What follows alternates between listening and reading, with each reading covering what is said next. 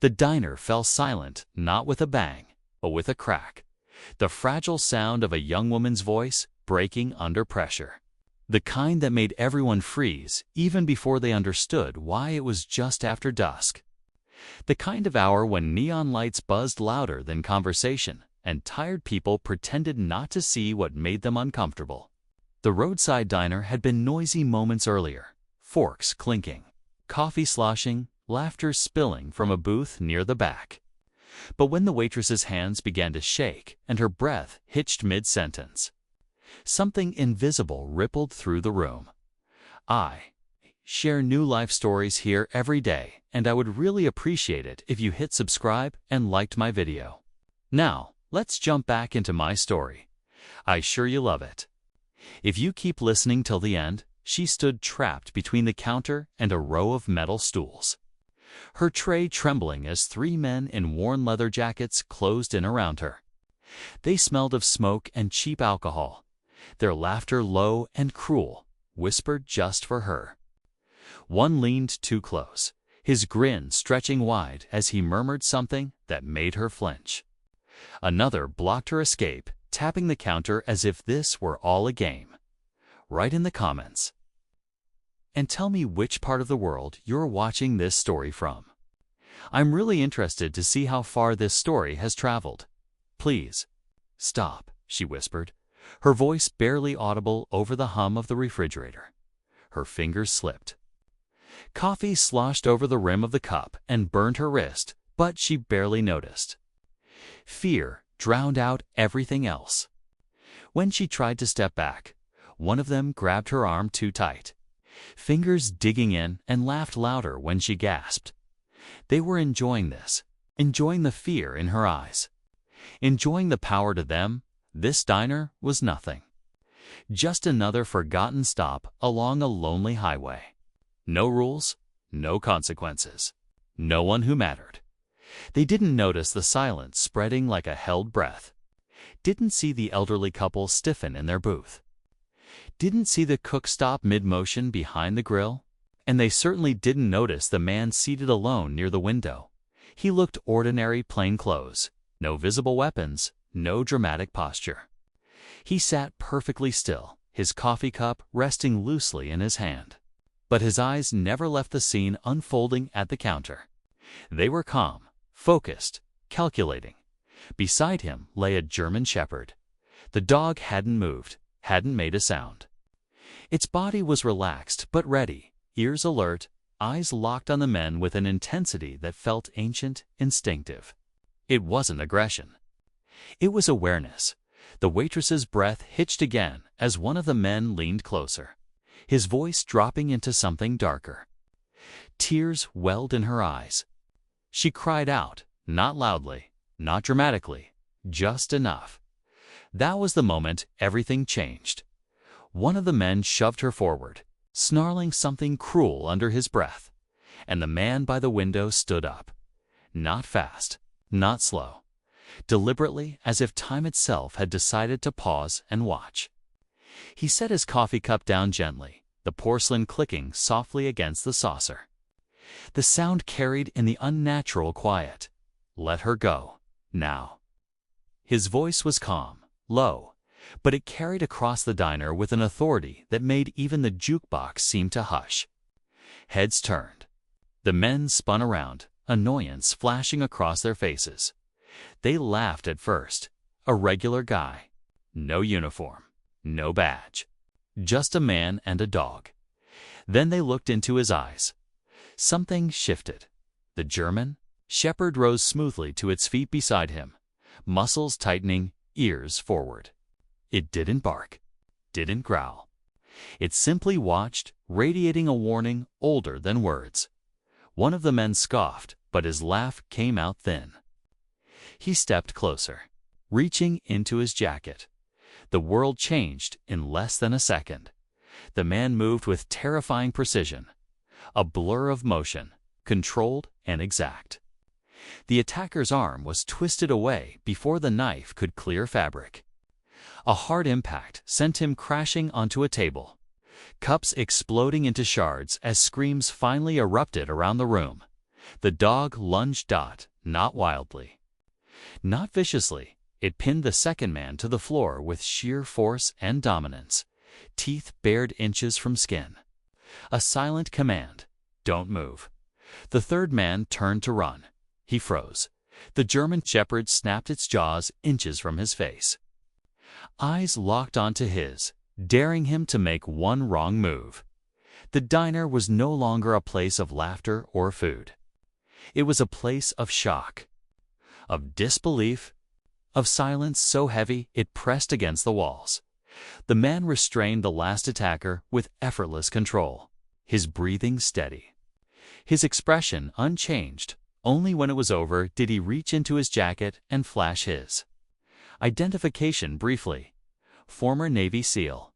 He turned back to the waitress, now shaking but unharmed, and gently draped his jacket around her shoulders. "It's over," he said softly. "You're safe." And for the first time since the nightmare began, she believed it. For several long seconds after the chaos stopped, no one moved. The shattered cups lay scattered across the floor, coffee seeping into the cracks between tiles like dark stains that would never quite come out. The air smelled of adrenaline and burnt espresso. Somewhere in the diner, a fork clattered to the ground, the sound sharp in the stunned quiet. The waitress stood frozen beneath the man's jacket, her hands clenched into the fabric as if it were the only thing keeping her upright. Her chest rose and fell in shallow, uneven breaths. She kept staring at the men on the floor, as though afraid they might suddenly spring back to life. "They're not getting up," the man said gently, his voice steady. "You're safe now." The German Shepherd remained locked in position, pinning one attacker beneath its weight, eyes never leaving the others. Its control was almost unsettling. No snarling, no unnecessary movement, just absolute command. The third man, pale and shaking, stood with his hands half raised, terrified to blink, knowing instinctively that one wrong motion would be his last mistake. Only then did the rest of the diner begin to breathe again. A woman near the door let out a shaky sob.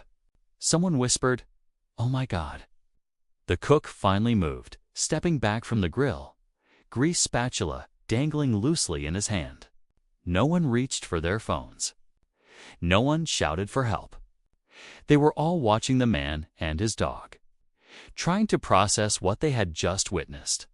The man slowly stepped back, keeping his body positioned between the waitress and the attackers.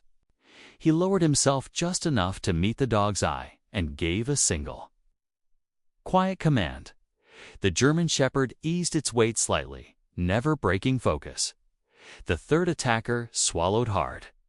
"Man, we were just don't," the man said, cutting him off without raising his voice. Not another word. Sirens wailed faintly in the distance. Someone had finally called the police. The sound grew louder with each passing second, echoing down the highway like judgment closing in. The waitress's knees buckled, the shock finally catching up to her.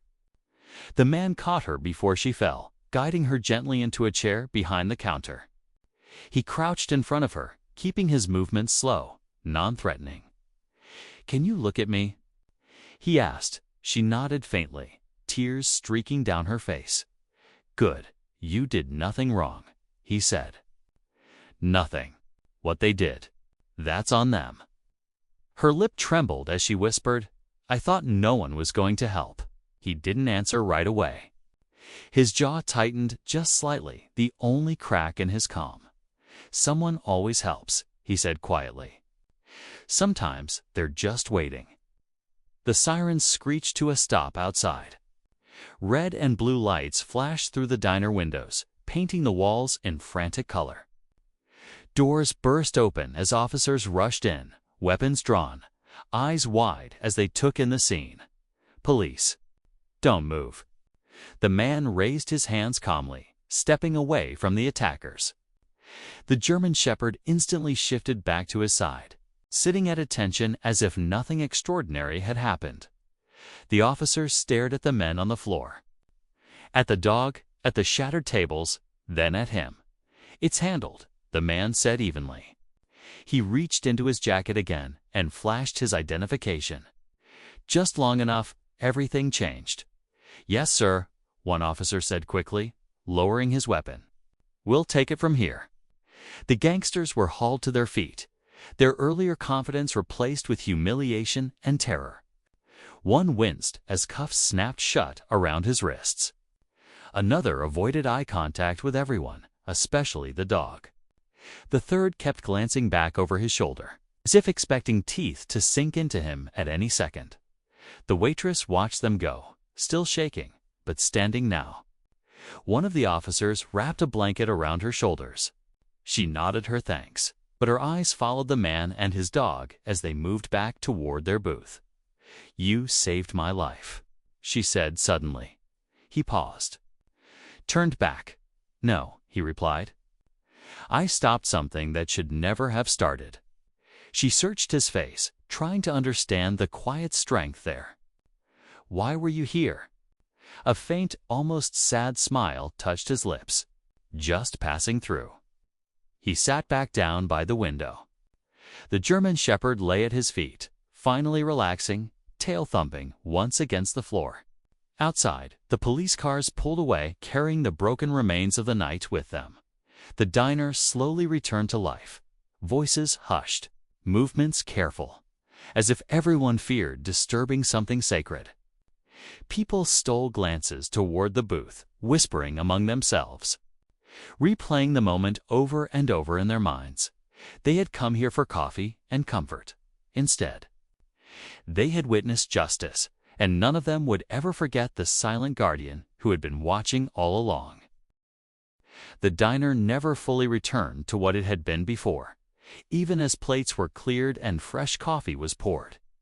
There was a quiet reverence in the air, as if everyone understood they had crossed an invisible line together from ordinary life into something unforgettable. People spoke softly now, glancing toward the booth by the window where the man sat, his German Shepherd resting at his feet like a shadow that never left him. The waitress wiped the counter with slow, careful motions. Her hands still trembled, but there was a steadiness growing beneath the fear. Every few seconds, she glanced toward the door, half expecting the nightmare to return. It DN single quotes, Todd, instead. She felt something else settle in her chest, relief, when the last police car disappeared down the highway. The man stood and walked toward the register. The dog rose with him, calm and obedient, nails clicking softly against the tile. "You don't have to pay," the owner said quickly, his voice thick with emotion. "Not tonight. Not ever." The man shook his head and placed a bill on the counter anyway. "Keep it," he said, "for the mess."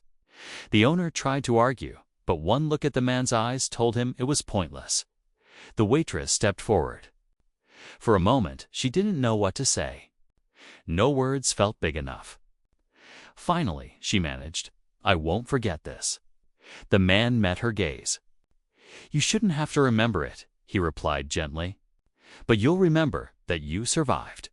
She nodded, swallowing hard, as he turned to leave. A small boy from one of the booths broke free from his mother's grip and ran toward the German Shepherd. The room tensed again, fear still raw, but the dog simply sat, tail thumping once, eyes warm and calm. "Is he a hero dog?" the boy asked. The man smiled faintly. "He's a good dog." The boy grinned as if that were the greatest answer in the world. Outside, the night air was cool and quiet. The highway stretched ahead, empty and dark, lit only by the glow of distant stars. The man paused beside his truck, resting a hand on the dog's head. "You did good," he murmured. The dog looked up at him, ears flicking, as if it already knew, as they drove away. The diner stood glowing behind them, a small island of light in the darkness. Inside, people sat in silence long after their meals were finished, replaying every moment in their minds. They would tell the story differently, each in their own way. Some would talk about the speed, others about the dog's eyes, A few would swear the man never raised his voice at all, but they would all agree on one thing. Evil had walked in believing it was untouchable, and it had walked out in handcuffs.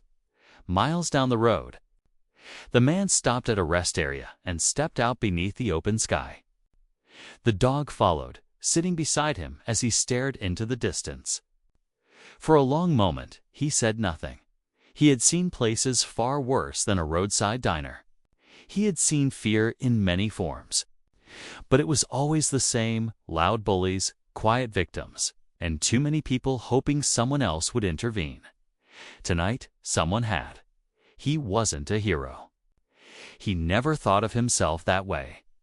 He was just a man who refused to look away, accompanied by a partner who understood loyalty better than words ever could. As they climbed back into the truck and disappeared into the night, the diner returned to its routine. But something fundamental had changed. The waitress stood a little straighter. The customers watched a little closer. And the silence, once born of fear, now carried something else. Hope, because somewhere out there, on forgotten roads and in overlooked places, silent guardians still existed. They didn't announce themselves. They didn't wear capes or demand recognition. They simply showed up.